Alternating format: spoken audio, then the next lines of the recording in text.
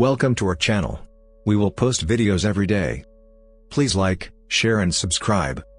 This will help us make more content for you. Thank you. I woke up to a clean apartment that I did not clean and I live alone. First time posting here, but I'm ridiculously puzzled and need to tell someone that won't think I'm insane. I went to bed last night after staying up and watching the ball drop. I read for a bit, took my dog out and then went to bed. Before going to bed, I realized that my apartment was a bit of a mess. Clothes on the floor, a few dishes scattered around, some plastic wrap left about from Christmas. And I planned to clean it today. My dog and I went to my room, locked the door and went to sleep. For context, I live alone in a second-story apartment. I have security cameras on my front door and back balcony, and I also have a doggy cam pointed at my dog's crate in my bedroom that also has my bed and frame. I rewatched the videos from last night and there was no movement besides the usual stand up and stretch my dog does and me tossing and turning a bit in my sleep. But when I woke up and walked out to my living room, it was clean. Clothes picked up and in the washing machine, not running or full, dishes cleaned and put away in the cabinets, plastic from Christmas presents thrown away, everything was back in its usual place, and I've been trying to figure out what the hell happened. I have no history of sleepwalking and the cam would have picked it up. No one came into my house. I just cannot figure it out, so I wanted to see if anyone has any kind of explanation or has experienced something like this before. Edit. CO levels in my apartment are fine, plus no evidence of any kind of gas leak. Downstairs neighbors had their detector checked too and it was fine.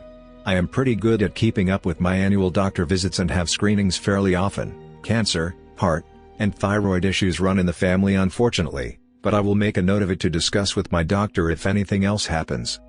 To address some of the questions and comments that have been left, I do not drink or take any recreational drugs.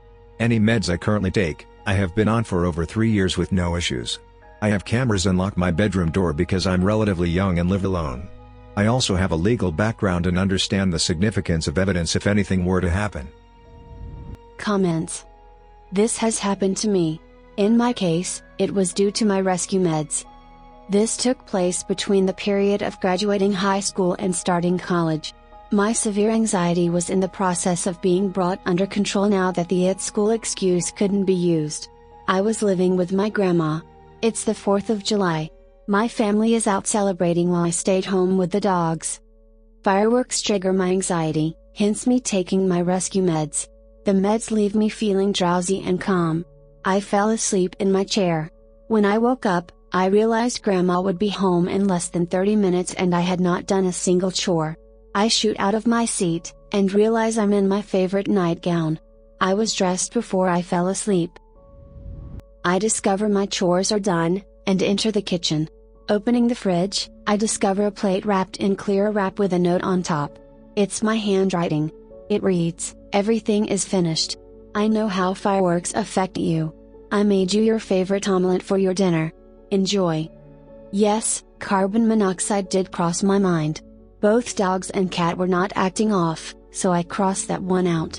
My best guess is while under the influence of my rescue meds, I did everything. I've had very similar things happen to me, more so things appearing out of nowhere in my possession that I know for a fact I didn't have, or ever did. Earliest I can remember was as a young kid. I didn't have enough wheels in my Lego set to complete a normal 4-wheeled creation, and I kept reaching behind my knee where I had them and pulling out wheels I know I didn't have prior. More recently, I was stuck in the snow and being acclimated to these events, I had exhausted every ounce of hope to get out by myself. Upon starting the trek back to where I could find cell service, I noticed a heavy-duty winch I know I did not have. Never saw it, and it was in a place that was obvious to find in the bed of the truck. Impossible situation, nonetheless something was either looking out for me, or I somehow garnered the strength to manifest it. People have stories of these things and take them too far often, but I truly believe there's something to it. Just can't fully understand how and why. It sounds insane when I try to say this out loud. My boyfriend and I live 2 miles outside of town in the country. Yesterday I had to run into the grocery store, so I grabbed my boyfriend's keys, as my car is not drivable right now, and headed toward town. About a 1/4 of a mile up, the most unreal, freaky thing I've ever had happen to me definitely happened. I saw a vehicle approaching from the opposite direction that was unmistakably my boyfriend's car. The same one I was driving. I looked at the driver as he passed, and it was my boyfriend driving it, looking at me just as confused as I was looking at him. I called him immediately and asked what the hell that was, and of course he had no idea what I was referring to, and I didn't think he would, since he was at home when I left. I got to the grocery store and sat in the car shaking and dumbstruck, trying to figure out what just happened. It took me a good 15 minutes to feel sturdy enough to go in the store. I don't know exactly what happened, obviously, but I have my thoughts. Comments. One time I was driving home from work and a car that was identical to my husband's was right behind me. I didn't really think anything of it, but then when it got closer I noticed the man driving looked a lot like my husband too. I guess I was staring at him very intensely while I was waiting for the light to change because he noticed and smiled at me, then gave me the same silly face my husband would have. My husband worked 30 kilometers away in the opposite direction from our house, so there was no way it was him, but it was so weird I remember it years later. During the 90s, in the UK, I remember watching a TV show and a family describing the exact experience you had. The family were driving on a main road in town, and on the opposite side, coming towards them, was the same car. As the cars got closer, they saw other car had same license plate, and as they passed each other they saw themselves, doppelgangers, in the other car. My fiancé and I had a bad vibe that ended up saving me from certain death. This isn't strictly a glitch in the Matrix because most of it can be explained scientifically, but it's still a crazy story we like to tell at parties. The scene is the summer of 2019. We had just moved to Louisiana several months prior, but we were still settling in and about to experience our first Louisiana weather event, Tropical Storm Barry.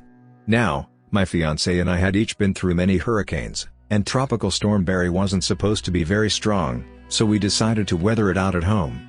We went to Costco to get a bunch of emergency supplies. When we got back from Costco we both felt odd. The sky didn't look right. The storm was still supposedly 48 hours out, and when we looked at the satellite imagery it was still far out at sea, but nonetheless the sky looked very off, and everything was covered in a bright red haze. We finished bringing everything inside, and suddenly my fiancé said, we need to leave right now. I tried to convince her it was just pre-hurricane anxiety, but she was adamant, we had to leave. The sky had turned from bright red to a sickening shade of green. I grabbed a case of waters, a case protein shakes, and some of the food we'd gotten from Costco, and we drove about an hour north to stay the night at a hotel. We woke up to the sound of blaring sirens. Apparently multiple tornadoes had touched down around our neighborhood during the night, and while none of them had hit anything important or hurt anyone, we still felt unsettled and decided to keep driving north. We looked at a bunch of hotels on the map, decided on one about 45 minutes from Jackson, Mississippi, and off we went. When we got there, again, something didn't feel right. It looked like a nice hotel, it wasn't in a bad neighborhood or anything, but it was the same feeling we had back home, and it had already saved our asses once before, so we kept driving for a while, until we were driving through the center of Jackson. We drove by a hotel, and we looked at each other and said, that's the one, that has to be the one. Instant relief. We booked a room for a couple of days. That night was fine. The night after that, the hurricane hit, and dumped a ton of water on New Orleans. Our neighborhood was under 24 inches. All emergency services were down. Nobody could get through the water. It was a total shit show. We watched in horror from the safety of our hotel room. The night after that, some friends from New Orleans joined us, and we figured we just waited out for the next couple days because the hurricane was slowly making its way toward Jackson and we wanted to wait until it had passed us before we started driving back. The day before we were going to head home, the feeling came back. This time, it came with a vague pain in my stomach. I took some Pepto and went to sleep. When I woke up, the pain was unbearable. After our friends tried to talk me down, i.e. it's just nerves, man, we've all had a hell of a week, I started throwing up and asked to be taken to the hospital. None of us had ever been to Jackson and nobody knew where the hospital was, but as luck would have it, one of the best hospitals in the state was right across the street from our hotel. By the time I got to the ER I could barely walk. They gave me a CT, found I had a ruptured appendix, and operated on me within the hour. We ended up staying for another week while I recovered. To this day we have no idea what happened there. If we had stayed in New Orleans I certainly would have died. If we had stayed in the first hotel we found, I probably would have died. If we had stayed in the second hotel we found, I probably would have been able to get to a hospital in time, but would have been cutting it real close. I lived because we listened to a bad feeling my fiancé had. Still weirds me out to this day. Comments. Trust your instincts, you all. I've had similar stuff happen that I can't explain, how bad vibes can lead to avoiding a huge issue. I've been lucky the handful of times I swerved a bad situation because I got bad vibes and dipped early. More recently, I ignored a major bad vibe situation, which I've never done before, and had a horrible incident happen. I don't know if spidey senses are real, but I do think we're at least in sync with our own bodies, and mental illness aside should generally trust our instincts in situations. It's not the same as mental health paranoia, and anyone having recurring self-fulfilling issues should definitely see someone about it. I don't mean to say it's never a mental issue, but I don't think Opie was having one and I was not. Sometimes it's a real, unexplainable phenomenon, I think. My daughter is the same. Anytime she has a bad feeling, we listen. One morning, she started crying out of nowhere and said she thinks someone close to us died. I told her nobody died, she was just sad because our new puppy was sick.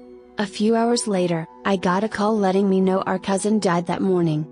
Another time, my husband and I were going to go out and she begged us not to go because she thinks something bad would happen to us. So we bailed on the concert we were going to go to. During the concert, there was a huge shooting. The couple we gave our tickets to, got shot, but survived. I could go on, but you get the idea. She's just very in tune to everything around her. Do you have a creepy story? Please share it with us in the comments and we will post it on the channel. Please subscribe. Thank you.